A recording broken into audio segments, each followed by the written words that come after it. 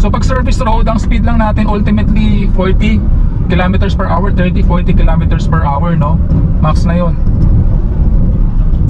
Don't go beyond your driving limit, or don't speed up masyado kapag mga ganitong kalsada, kasi masikip yung kalsada at may mga tumatawid, no?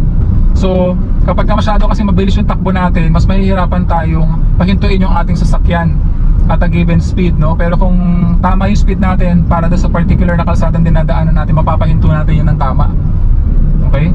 Kaya kagaya niyan, nasa likuran tayo ng jeepney. So we are at a safe distance, about 2 cars away. So just in case bigla siyang huminto, makakamaneuver ako para mag-overtake sa kanya safely, basta wala akong kasalubong at wala rin namang mabilis na sasakyan sa likuran ko. Okay mga ka-fixit? So very important sa mga ganitong pagkakataon, stay calm and focus, no? Be ready sa kung ano mang pwedeng mangyari.